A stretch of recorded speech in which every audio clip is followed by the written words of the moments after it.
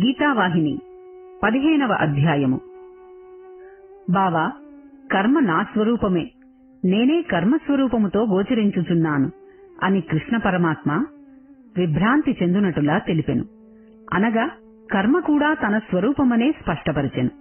తరువాత అర్జున, బ్రహ్మ, ఆధ్యాత్మం, కర్మ ఈ మూడింటిని నా స్వరూపమని తెలుసుకొన్న చాలును. తప్పక విముక్తుడవుదువు, ముక్తిని పొందుదువు. ఇక మిగిలిన వాటితో అవసరము లేదు అని తప్పించుకొన్నాడు. ఎందుకు తప్పించుకొన్నాడు? కాలము తక్కువ, ముందు చేయవలసిన కర్మ ఎక్కువ.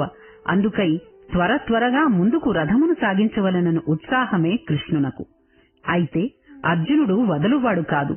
సామాన్యమైన మానవులై ఉండినా ఇంతకాలము కూడాను కృష్ణ పరమాత్మతో వాదించి ఉండరు.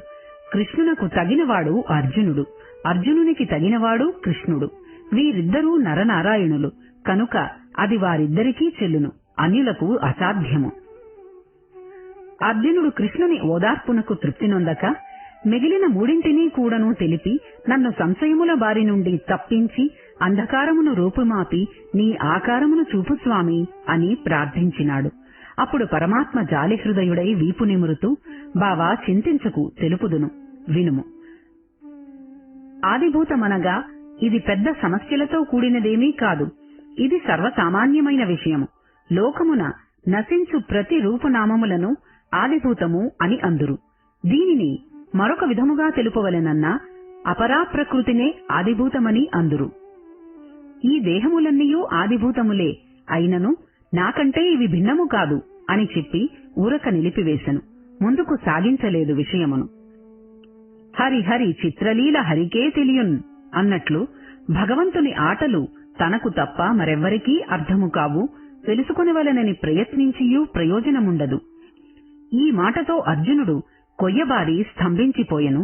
తల భారమెక్కెను, బుద్ధి మందగించెను, మనస్సు మరింత కృంగెను. సంశయములా పుట్టలు పుట్టలు పట్టుటకు సాధ్యము కాక పుట్టెను. దేనికి అతనికింత భారము, కష్టము?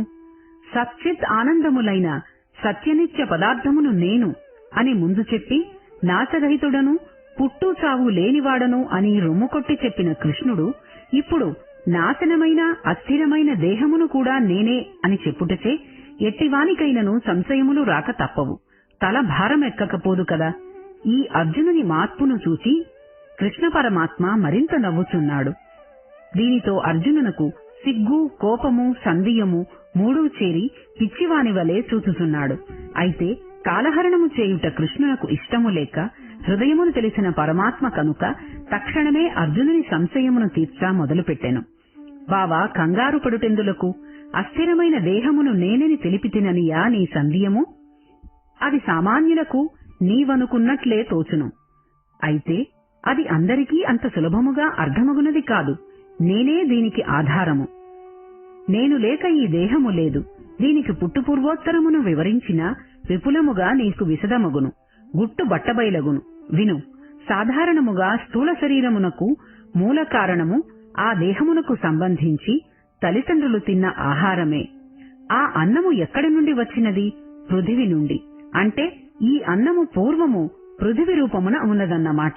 దాని నుండే ధాన్య రూపము ధరించి అన్నమైనది. ఆ పృథివికి ఆధారమేమని విచారించిన అది జలస్వరూపమున ఉండినది. ఇట్లే విచారించుచూ వెళ్లిన జలము పూర్వము అగ్నిస్వరూపమున ఉన్నదన్నమాట. అగ్ని ఎక్కడి నుండి వచ్చినది? దానికి ఆధారమేది అని పరిశీలించిన అప్పుడు వాయువు నుండి అగ్ని వచ్చినదనియూ అగ్ని పూర్వము వాయురూపమున నున్నదనియూ తేలును. వాయువునకు పూర్వరూపమేది అని పరిశీలించిన దానికి ఆకాశమే ఆధారమని తెలియను. ఆకాశమునకు పూర్వము ఏ రూపము? ఆకాశము ఎక్కడి నుండి వచ్చినది అని విచారణ సలిపిన దానికి మాయ ఆధారమై ఆకారమై ఉండునట్లు స్పష్టమగును. ఆ మాయ నా ఉపాధియే. సూచితివా? నా ఉపాధి అయిన మాయ ఆకాశముగా మారి, ఆకాశము వాయువుగా మారి, వాయువు అగ్ని ఆకారమును ధరించి అగ్ని నుండి జలమై, జలము నుండి పృథ్వీ రూపము దాల్చి, పృథ్వీ నుండి ధాన్యము వచ్చి, ధాన్యము అన్నముగా మారి, అన్నము ఆకారమైన దేహమును పొందినది. ఈ సంబంధముతో అనిత్యమైన దేహమును కూడాను నేనే అనునది స్పష్టముగా తెలియచున్నది కదా.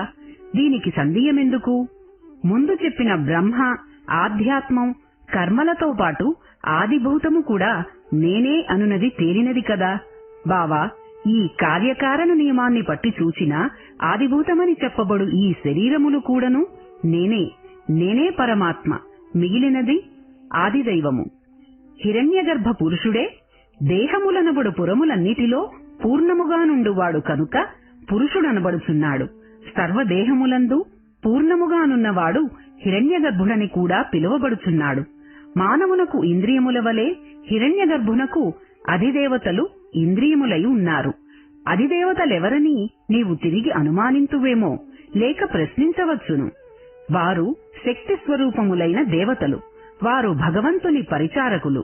అనగా కంటికి సూర్యుడు, కర్ణములకు దిక్కులు, చేతులకు ఇంద్రుడు ఏ రీతిగా అధిపతులై ఉన్నారో ఆదిదేవతలే హిరణ్యగర్భునకు ఇంద్రియములై ఉన్నారు. ఎట్టి సాధకులైనను మహనీయులైనను హిరణ్యగర్భుని మూలముననే ఉత్తమ గతికి చేరగలరు, ఉత్తమ స్థితిని సాధించగలరు. భగవంతునకు హిరణ్యగర్భునకు ఏమాత్రమూ వ్యత్యాసము లేదు. ఇద్దరూ ఒక్కటే, భిన్నము కాదు. అర్థమైనదా అర్జున? పైన చెప్పిన బ్రహ్మ, ఆధ్యాత్మం, కర్మ, ఆదిభూతముల వలనే ఆదిదైవము కూడా నేనే అయి ఉన్నాను. ఒకదానికొకటి భిన్నము కావు. ఇక ఆదియజ్ఞుడన్నను నేనే. సర్వదేహములందు సర్వకర్మ ఫలాలను అనుభవించు ఏ భోక్త కలడో అతనే అధియజ్ఞుడు. సర్వేంద్రియములందు వాటి వాటి శక్తులనబడు శబ్ద స్పర్శ రూప రస గంధములను అనుభవించు భోక్తే కర్త. అతనే దేహములందు సర్వాంతర్యామి అయి ఉన్న కర్త. ఆ కర్త భోక్త కూడాను నేనే అని బోధించెను. ఈ అధియజ్ఞుడు ఎవరనున్నది అర్జునునకు కన్నులు తెరిపించి చూపించినాడు. కాని సామాన్య మానవులకు అంత అర్థము కాకుండా ఉండవచ్చును. మనము లోకానుభవములో కొన్నింటిని ఉదాహరణమునకు తీసుకున్న సులభముగా బోధపడగలదు. మనము గాలి కావలెనన్నా ఫ్యాన్ వేసుకొనుచున్నాము, వెలుతురు కావలెనన్నా బల్బులు వేసుకుంటున్నాము, వంట కావలెనన్నా స్టవ్వును వెలిగించుకుంటున్నాము, లౌడ్ స్పీకర్లో మాట వినబడుటకు మైక్రోఫోన్ వినియోగించుకుంటున్నాము. ఇంకేమైనా ప్రింట్ చేయవలెనన్నా ప్రెస్ మిషన్ ను పనిచేయ ప్రారంభించుచున్నాము. వీటిని ప్రత్యేకించి చూచినా ఒకదానికొకటి విరుద్ధముగా కనిపించును. వెలుతురునకు, గాలికి, వేడికి, శబ్దమునకు సంబంధము లేనట్లు కనిపించును.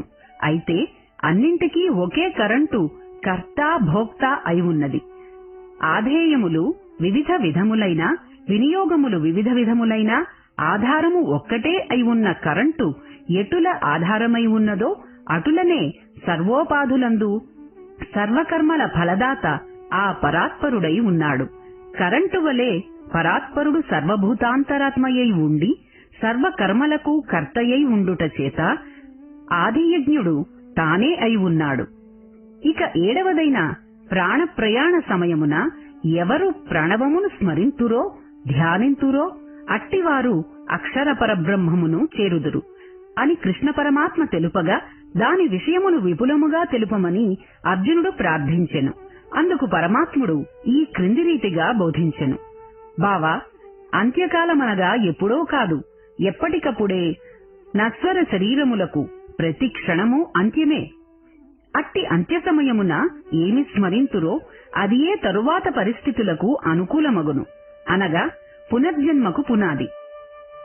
అట్టి సమయమున నన్ను స్మరించినవాడు నా భావాన్ని పొందును, అనగా నన్నే చేరును. మానవుని ప్రతి ప్రయత్నము, ప్రతి కర్మ, ప్రతి సాధన మరణకాలమును సంస్కరించేదిగా ఉండాలి. ఆ సమయమున పవిత్ర చింతన, అనగా ప్రణవ చింతన వచ్చున్నట్టి సాధన అభ్యసించవలెను. వదలవలసినది దేహమును, పొందవలసినది పరబ్రహ్మమును. ఏవి వదులుదువో అవి నీ స్వరూపములు కావు. ఏది వదులుటకు సాధ్యము కాదో, మారుటకు వీలు కాదో అట్టి సత్య నిత్యమైనది నీ స్వరూపము.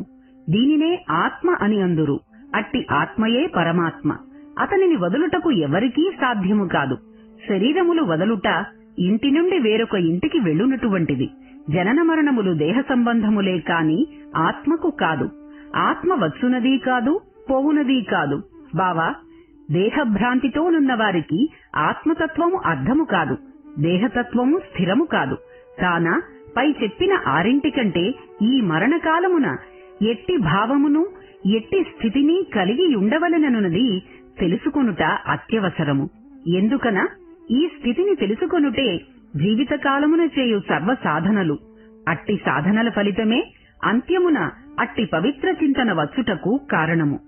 కార్యకారణములు అవినాభావములు. పిండి కొద్దీ రొట్టె కదా. సాధన కొలది సద్గతి. కాన సద్గతికి అంత్యమున చింతించు పవిత్ర చింతనయే ప్రధాన లక్ష్యము, దానికి చిహ్నము. జీవితమున వేటిని ఆచరించుమో వాటిని పురస్కరించుకొనే అంత్యమున స్మరణ కలుగును అని అన్నాడు. అర్జునుడు అంత్యమున సచ్చింతన రావలెనన్నా నేటి నుండియే ప్రయత్నించవలెనా, ఆనాడు స్మరించకూడదా అని సంశయపడ్డాడు. అది పరమాత్ముడు గ్రహించి, అర్జున, ఈనాటి నుండి అట్టి సచ్చింతన ఏలని సంశయించుటతో నీ బుద్ధి చాలా మందగించిందని తోచుచున్నది. బావా, మనస్సును అభ్యాసయోగయుక్తం చేసి ఇతర చింతనలను వదిలించిన అట్టివాడు పరమదివ్య పురుషుని పొందగలుగుతాడు. మనస్సును అభ్యాసయోగయుక్తం చేయనిది ఆనాడు నీవు పరమపురుషుని స్మరించు చింతన రాలేదు. ఎట్లని కూడా తిరిగి ప్రశ్నింతువేమో. నీ విషయమే యోచించుకో. నీవు ఏనాటి నుండియో అస్త్రశస్త్ర విద్యలు అభ్యసించియుండుట చేత ఈనాడు ఈ యుద్ధమున వాటిని పట్టి నేర్చిన విద్యలతో పోరాడగలవు. అట్లు కాక నీవు మొదటి నుండియూ ఈ అస్త్రశస్త్ర విద్యలు నేర్వక ఈనాడు నీవు వాటిని పట్టి పోరాడగలవా? అది సాధ్యమగునా? కాదు. క్షత్రియులకు ఏనాటికైనను యుద్ధము చేయు సందర్భములు కలుగక మానవు.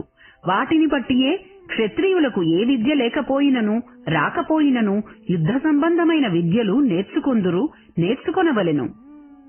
15వ అధ్యాయం సమాప్తం.